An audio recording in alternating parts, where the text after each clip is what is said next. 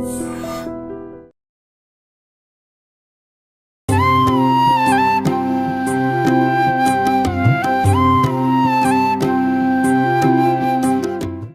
అమ్మా. నమస్తే అమ్మా. అమ్మ, దేవకి పుత్రుడైన కృష్ణుడు మనకి యశోద లల్లాగానే తెలుసు. కృష్ణుడు అనగానే యశోద పుత్రుడు అనే తెలుసు కదా. ఆయన అల్లర్లు కానీ చిలిపి చేష్టలు కానీ ఆవిడ్ని ప్రత్యేకంగా యశోదని సతాయించాలని ఈయన వేసిన వేషాలు అసలు ఎన్నిసార్లు చెప్పుకున్నా వినుకున్నా ఇంకా వినాలనిపిస్తూనే ఉంది. అవునమ్మా. కొన్ని అలాంటి సందర్భాలు గుర్తు చేసుకుందామమ్మా. ఆయన యశోదానందవర్ధనుడు అంటారు ఆయన్ని. యశోదకి ఆనందాన్ని కలిగించినటువంటి వాడు.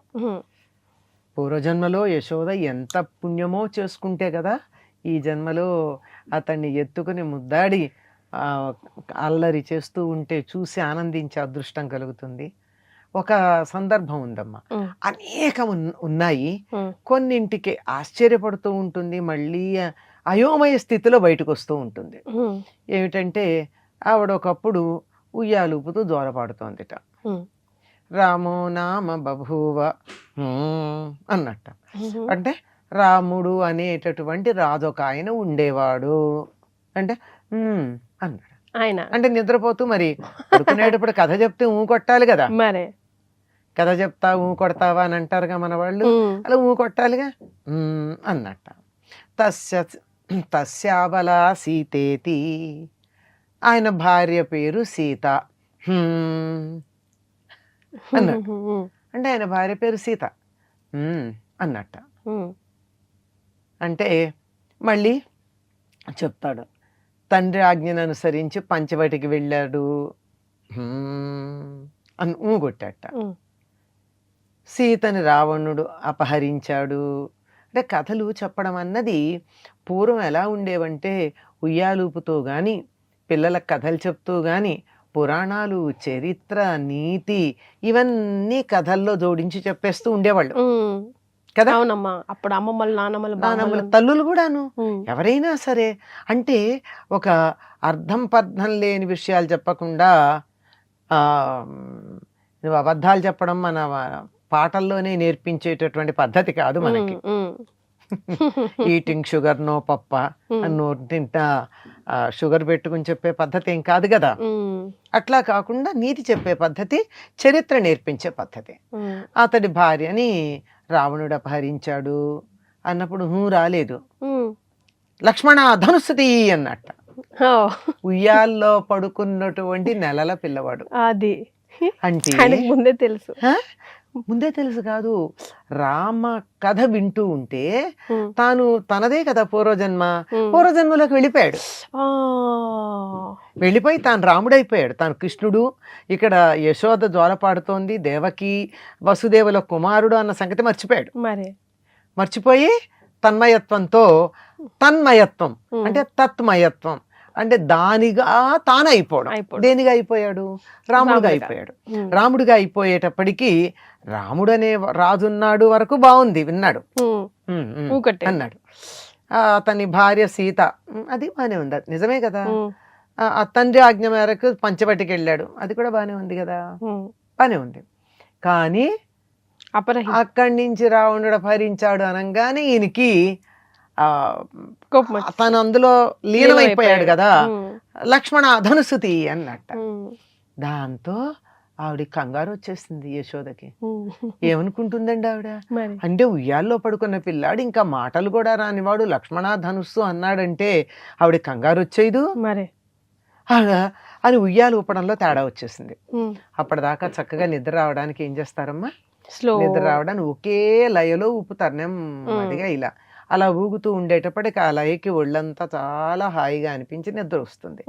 ఎప్పుడైతే ఈవిడ కంగారు పడిపోయిందో లక్ష్మణ ధనుసుతి అనేటప్పటికీ ఆ ఊపులో తేడా వచ్చింది. తేడా రాగానే ఈయనకి స్పృహ వచ్చింది, నేను పిల్లాడిని కదా, రాముడిని కాదు కదా అనుకుని మళ్ళీ అన్నట్ట. అంటే ఏమిటి, నేను విన్నది నిజమా, నా భ్రమ అని కంగారు పడిపోయి తాను భ్రమలో ఉన్నానేమో అనుకుని యశోద మళ్ళీ ఉయ్యాలోపడం మొదలుపెట్టిందిట. చూడండి ఎన్ని వేషాలు వేస్తాడండి. యశోద ఎంత అదృష్టవంతురాలు, ఎంత ఆనందాన్ని పొందింది. అసలు ఆవిడ పొందిన ఆనందం కానీ ఆవిడ పొందినటువంటి రకరకాల అనుభూతులు కానీ అబ్బో నభూతో నా భవిష్యతి. అందుకే అందరికీ కూడా తమని తాము యశోదగా భావించుకుని, ఈ యశోదగా భావించుకున్నది ఆడవాళ్లే అనుకుంటున్నారేమో, కాదమ్మా. అమ్మా రచనలు చేసిన ప్రతి వాళ్ళు తమని తాము పోతన కావచ్చు, మరొకళ్ళు కావచ్చు, కృష్ణ కథని గ్రంథస్థం చేసిన ప్రతి వాళ్ళు తమని తాము యశోదగా భావించుకునే రాస్తారు. మరి అందువల్లే ఏం చేసినా ముద్దుగా ఉంటుంది. తల్లికి పిల్లలు ఏం చేసినా ముద్దే కదమ్మా. మరి ఇది ఇక్కడ ఈవిడ నేను భ్రమపడ్డానేమో అనుకుందట. అంతేగాని నిజానికి ఏమో పొరపాటున నేనే అలా ఆ కథలో తన్మయమైపోయి అలా విన్నానేమో అని భ్రమపడిందట. ఇలాంటి కృష్ణుడు మమ్మల్ని కాపాడుగాక అని. అంటే కృష్ణుడు రూపంలో ఉన్న రామతత్వం తనలో బాగా నిండి నిబిడీకృతమై వ్యక్తపరుస్తూ ఉన్నటువంటి కృష్ణుడు ఎవరైతే ఉన్నాడో బాలకృష్ణుడు, చిన్న పిల్లవాడుగా ఉంటే కూడా ధర్మాన్ని ఎదిరించడానికి సిద్ధంగా ఉన్న కృష్ణుడు మమ్మల్ని కాపాడుగాక అంటాడు కృష్ణ కర్ణామృతంలో ఆయన లీలాశుకుల వారు. ఇది చదివినప్పుడల్లా ఎంత ఆనందం కలుగుతుందో చెప్పలేం. ఆ దృశ్యమంతా మన కళ్ళ ముందు ఉంటుంది. యశోద ఉయ్యాలూపుతూ ఉండడం, ఉయ్యాల్లో కృష్ణుడు ఉండడం, పక్కన ఉన్నటువంటి కథ చెప్తూ ఉంటే మూకొడుతూ ఉండడం, హఠాత్తుగా కలవరించినట్టుగా మాట్లాడడం, ఇవన్నీ. ఎస్. సో ఇది మన ఫస్ట్ స్టార్టెడ్ స్టోరీ కదమ్మా. రైట్. అనేకం ఉన్నాయమ్మా ఇలాంటివి.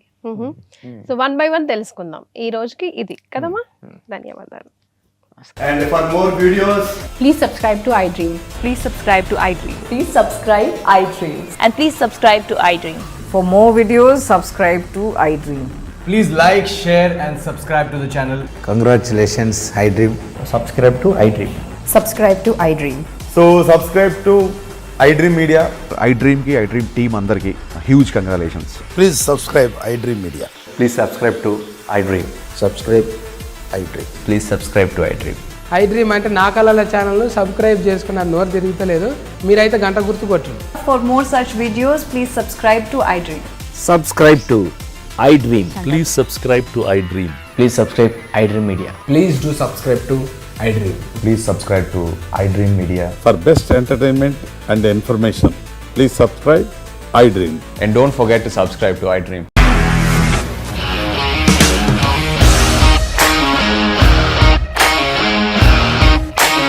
ఇండస్ట్రీలో కమిట్మెంట్ ఇష్యూస్ వస్తే నీకు కూడా వచ్చినట్టు మార్నింగ్ తీసుకెళ్ళాలంటే కొట్టి పడేస్తాడు.